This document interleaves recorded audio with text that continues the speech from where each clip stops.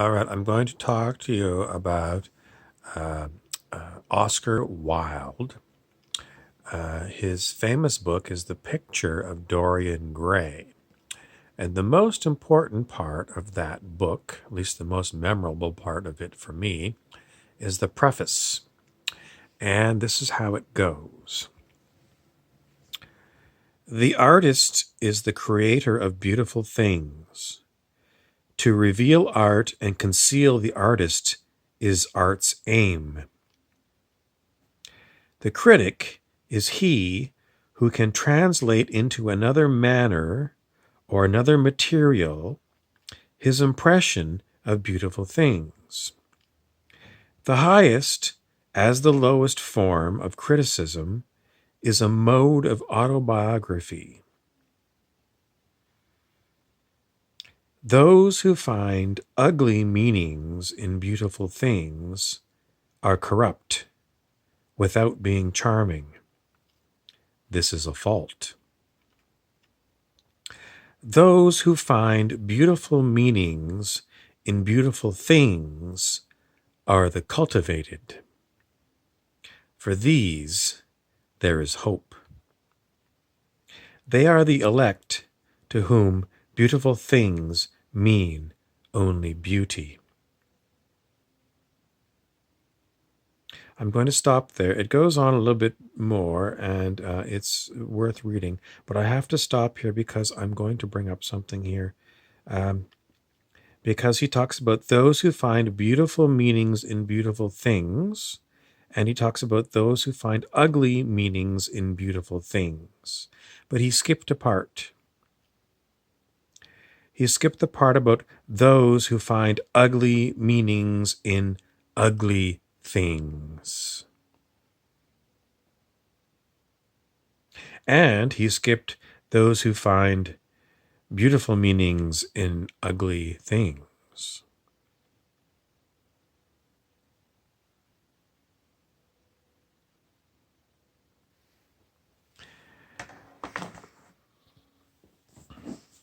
I'm going to skip over to another author, Edgar Allan Poe, who was one of the early masters of scaring you out of your wits.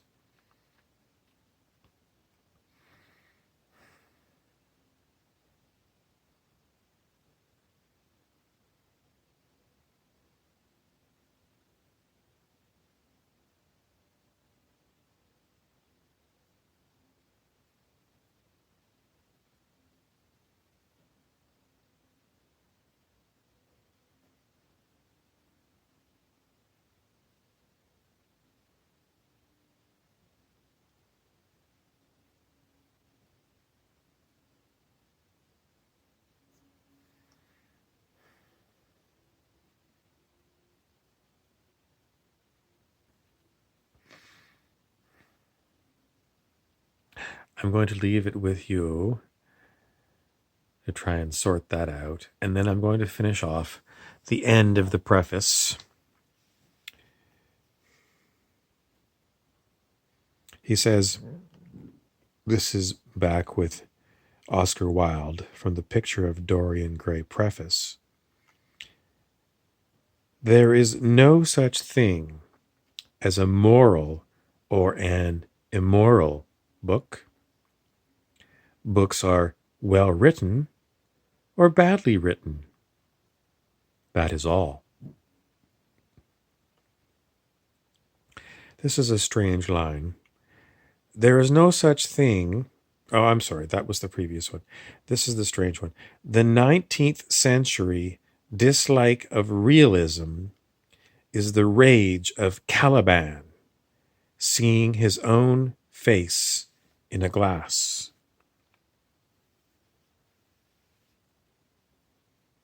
The 19th century dislike of romanticism is the rage of Caliban, not seeing his own face in a glass.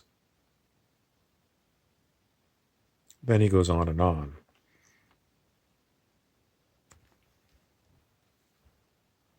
Now, Caliban is a character from William Shakespeare's The Tempest.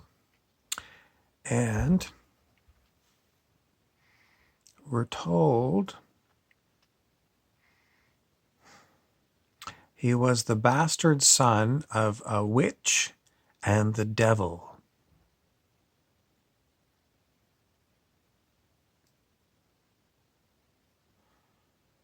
How strange. Now I have another book.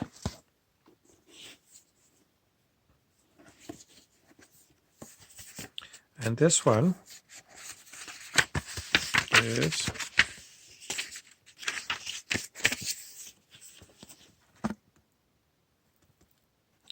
Isaac Asimov's Caliban.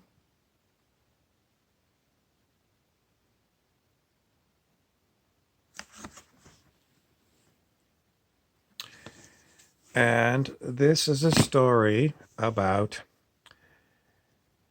two waves of humans who left Earth to colonize the galaxy. One went with robots, and another group went without.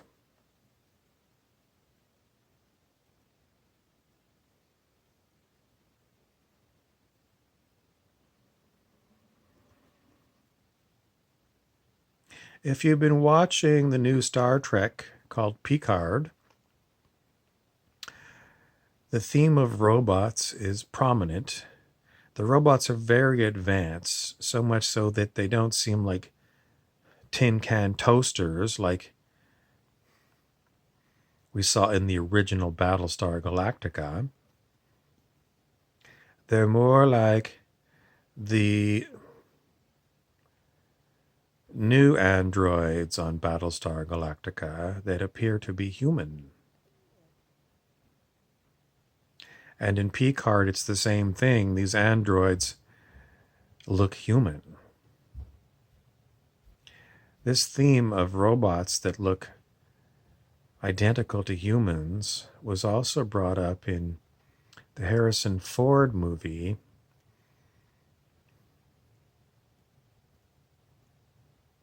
Blade Runner.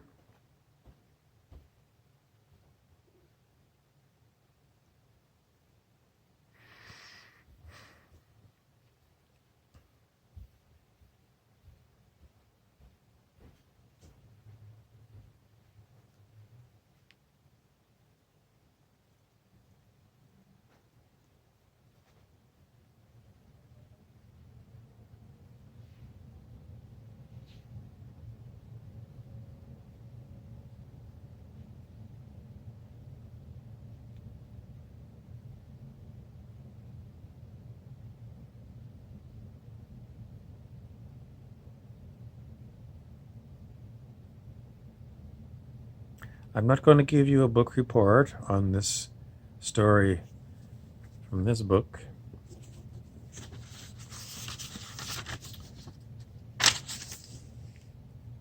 Isaac Asimov's Caliban. I can't because I haven't read it. And I'm not going to give you a book review on Edgar Allan Poe because I think I only read one of the stories in there when I was about 12 years old, and it was the famous scary one called The Raven, but I can't remember what was in that story. And as for The Picture of Dorian Gray by Oscar Wilde, I have to admit, I did try to read the book. I picked it up and I put it down. I picked it up and I put it down. I could never get to the end of that book. But my roommate did.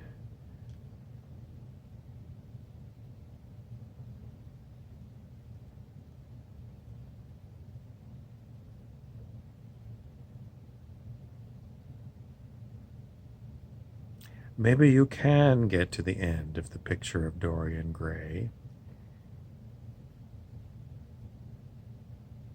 So far, I haven't been able to.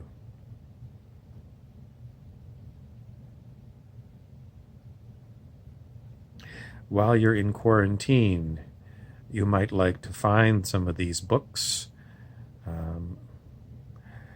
If they're on ebook form, you could read them on your tablet or your phone.